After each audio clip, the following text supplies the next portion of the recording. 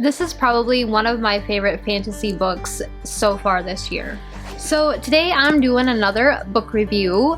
I am really, actually, let me get comfortable here. I'm really excited about this book. So the book I'm talking about is The Girl in the Stars by Mark Lawrence. If you saw my weekly reading update video yesterday, then you know I had nothing but good things to say about this book, even though I really didn't say that much about it. Because I knew I was doing a review for it, I didn't want to spend a ton of time talking about it in that video, because I'm going to do all of that here. So this book was stinking epic. I really, really liked it. So it did not get 5 stars from me. It ended up getting very, very close to 5 stars. It was like 4.6 or something like that. So it was very close. It's so good. I really, really enjoyed it. I cannot wait until I can read the second book. So this book is an adult fantasy. It was published in 2020. It is 470 pages long, and it is the first book in the Book of the Ice series by Mark Lawrence. I do not know if this is just a planned trilogy or if there are more books planned. I think all of his other series have been trilogies, or at least only 4 books, so it might be a trilogy, it might be 4. I would 100% be okay with it being more than that, because the more you read, the more things get uncovered, and you're just like, what? But how? And then your questions don't get answered. I noticed that is definitely a thing with these. I don't know if that is a thing with his other books, because this is the first one I read by him, and I absolutely loved it so much. I like immediately wanted to go out and buy all of his books that are out, and I'm like, calm down, you really don't need to do that. You can just get them when you're ready to read them, which is probably not going to be until next year, because I only have so many books I can read.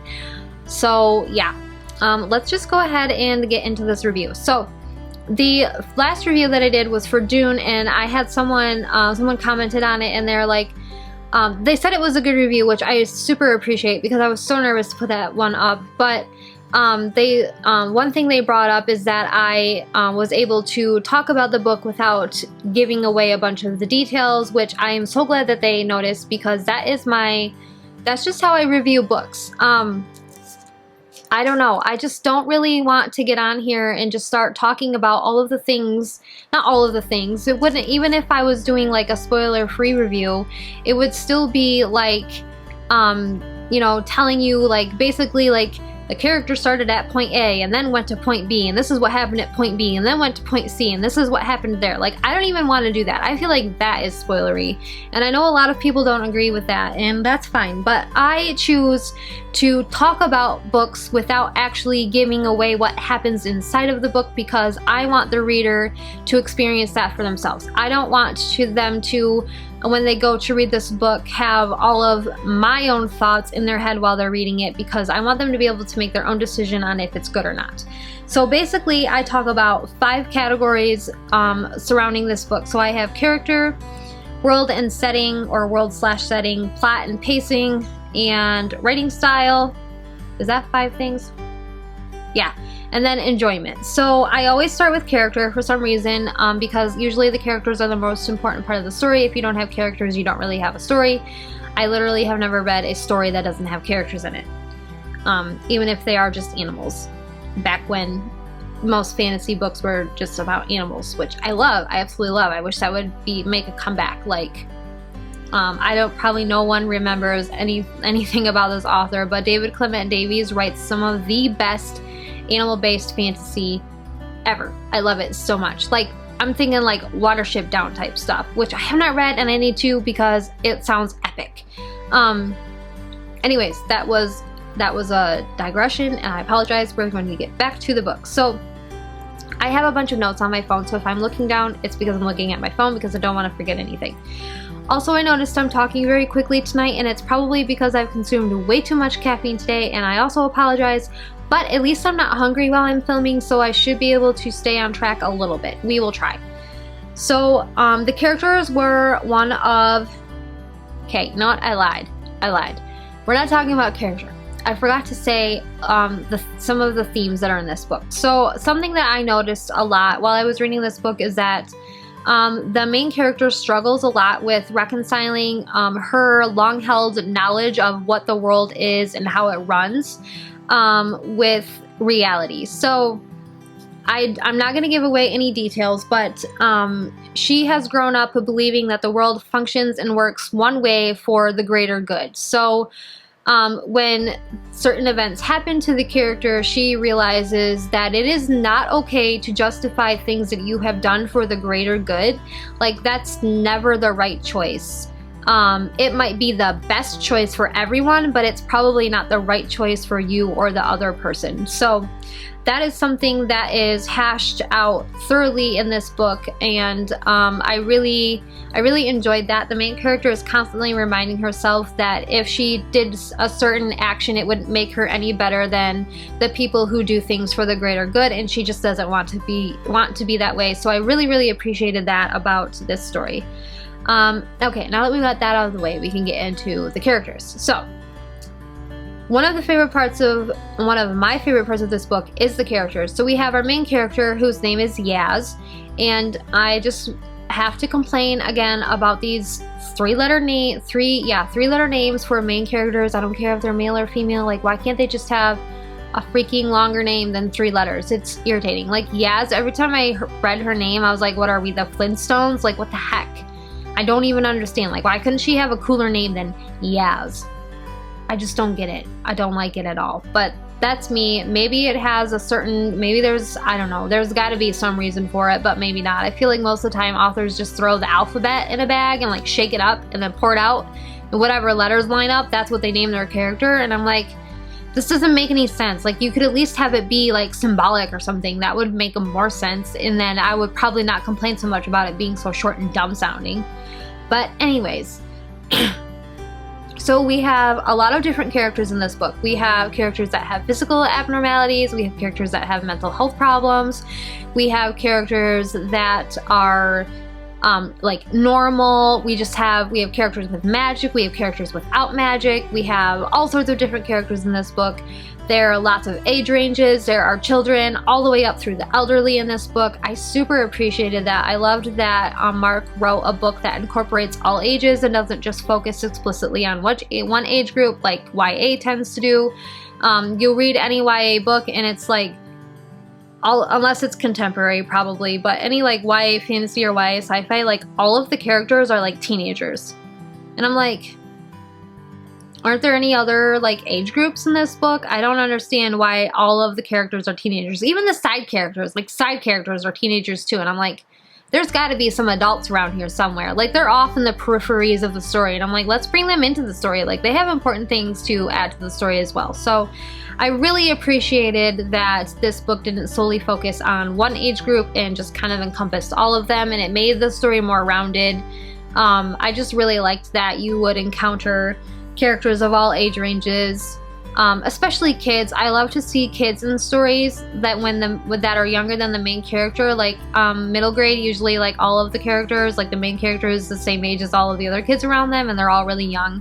But I really liked that in this book there was little kids, and then there was like teenagers, and then there was like young adults, and then there were older adults, and then even older adults. So it was just really nice. I really liked that. Probably my favorite thing about this book is that there was no complaining heroine.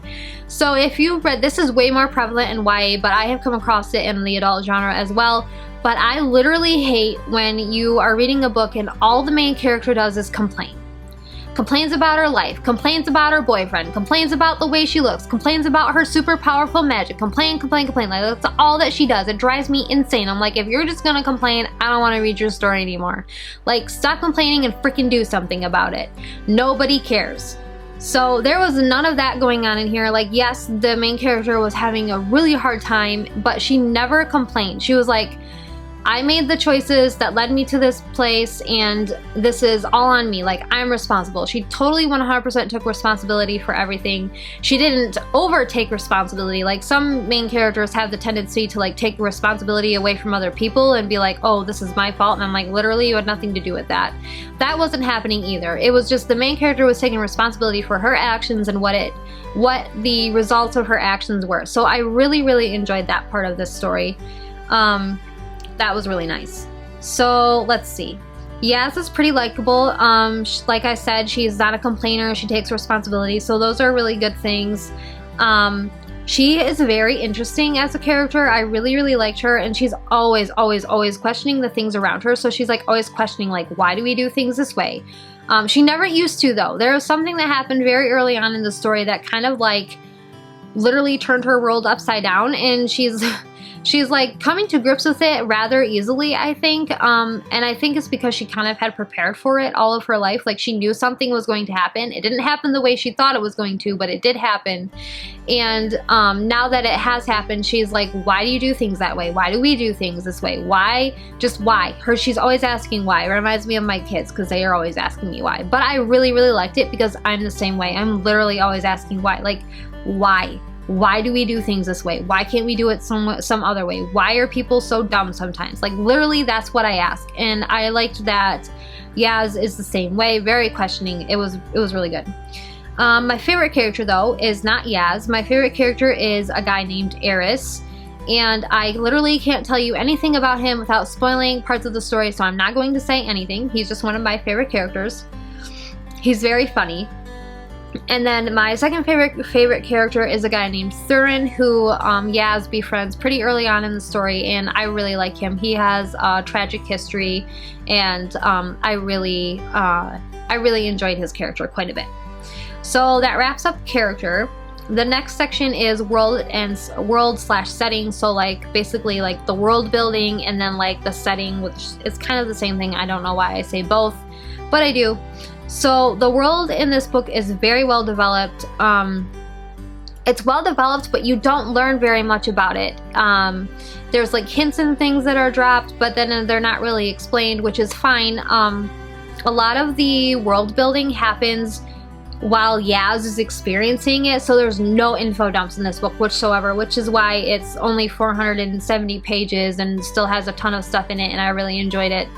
I literally, and I'm not a person that really minds info dumps so long as they're interesting to read. I know some people think they're horrible, but there were no, as far as I'm concerned, there were no info dumps. Probably other people would say it was really info dumpy, but I didn't think it was info dumpy at all whatsoever. I just really liked it. What else do I need to say? By the end of the book, most of the questions that I had remained unanswered, and I know that's intentional because I literally know only as much as the main character knows about the world and what's going on. Let's see. There is magic in this world, and I think it's really cool. There's an aspect of this world that I'm not going to say that I think is absolutely amazing.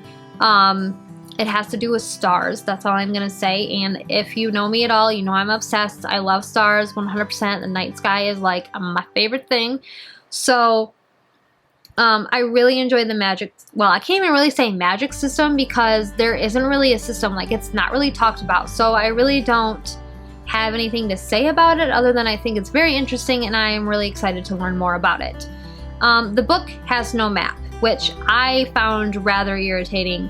I really like it when books have maps. It really helps me. I don't know. I'm not a visual reader. Like, I do not visualize things when I'm reading because I don't have time for that. So I'm just reading it.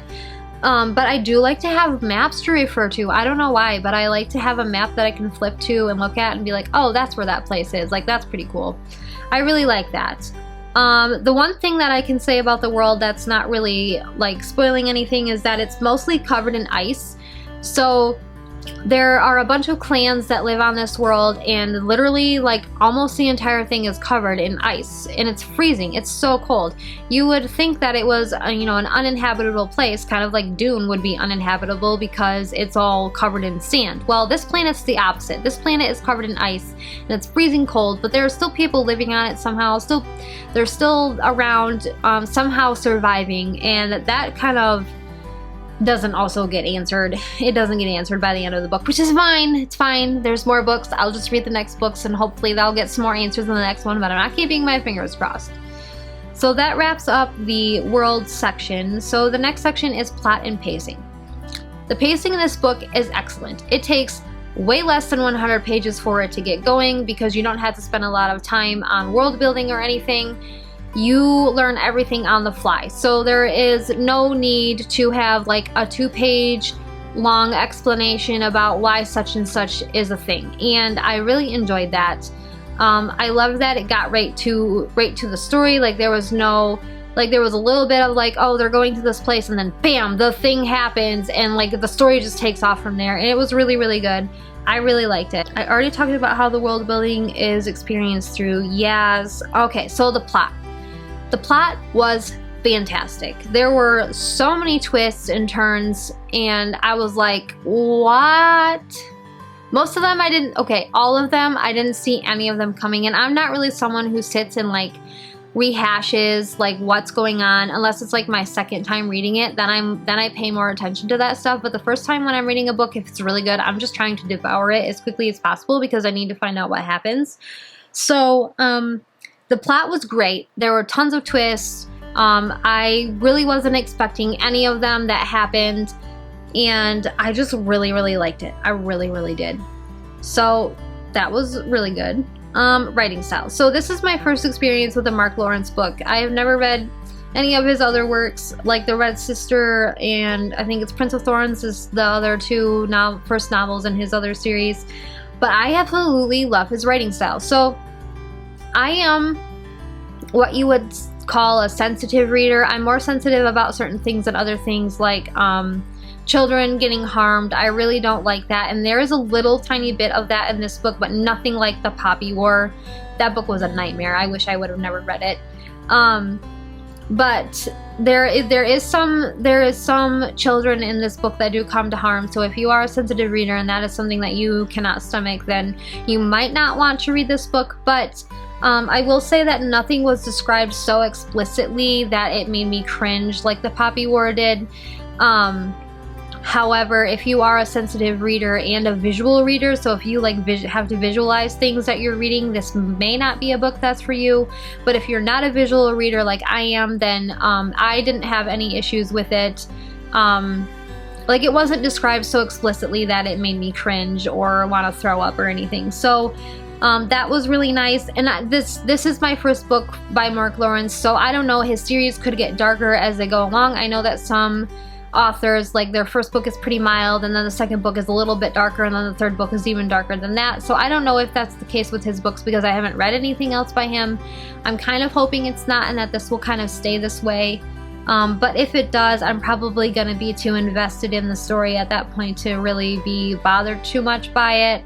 I mean, it will still bother me, but I will be like more concerned about figuring out what's going to happen than I will be worrying about if there's gross things going on in the book. So that's really all I have to say about writing style. That was just the one thing I wanted to touch on because I know there are lots of people that want to read adult fantasy but are also sensitive readers and don't want to read about a lot of blood and guts and disgusting things and like really like torturous things happening to people. So there was not any of that going on in this book, which was really nice. So that brings us to our last section, which is enjoyment. So this is where I like give the book an overall rating, and this is usually where I talk about my star rating. So overall, I really enjoyed this book. Obviously, I literally have been talking about it for like 18 minutes.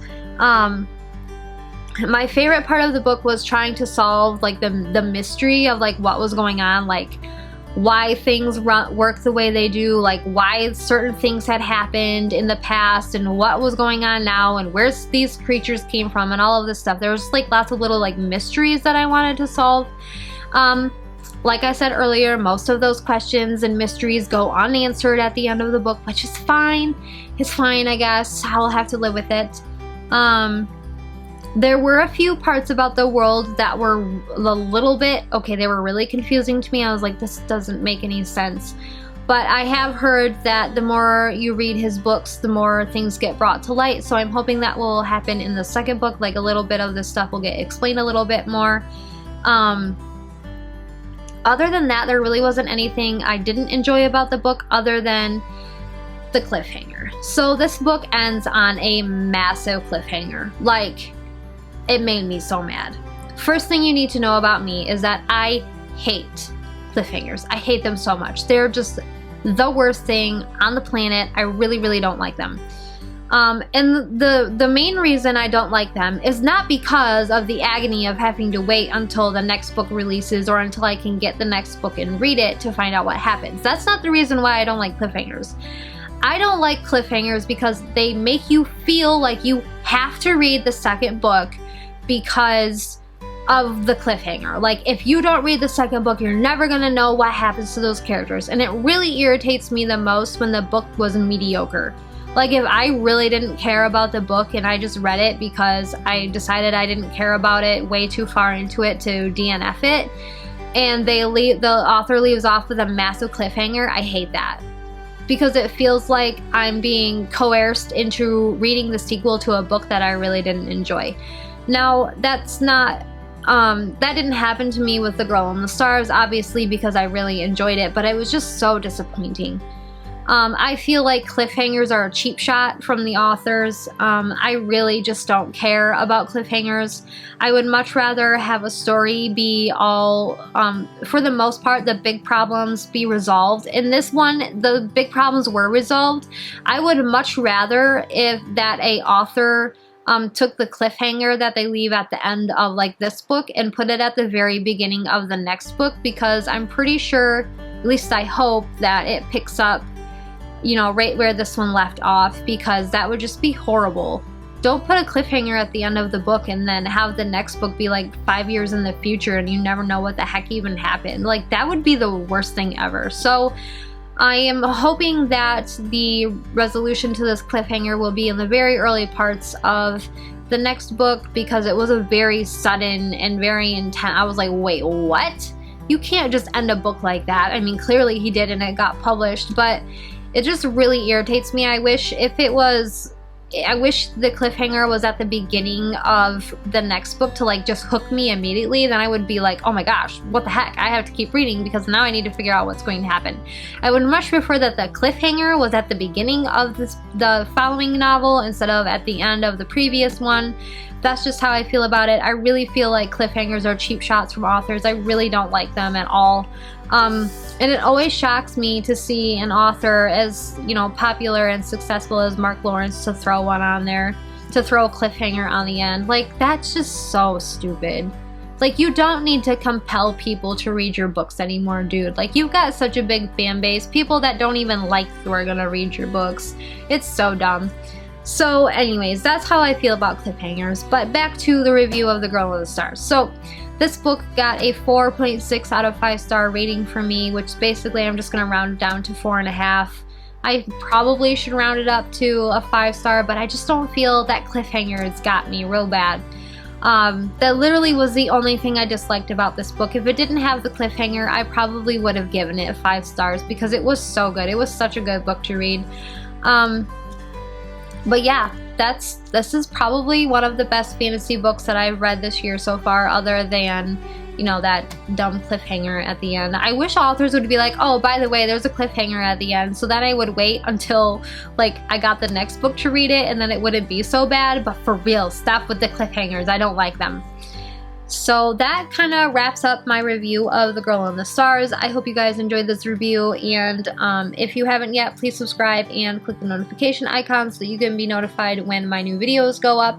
I have been kind of messing around with my posting or my uploading schedule lately, and my reading updates are now going up on Tuesday evenings instead of Saturday evenings like they were before, and so now all of my videos are going to be going up on during the week. So every Wednesday I will be doing a new book review, which I think is really exciting. I'm really happy about that. And then every Tuesday will be my reading update videos. So I feel like 2 videos a week is pretty good. So anyways, I hope you guys enjoyed this video or this book review, and hopefully I'll see you in another video. Until then, bye!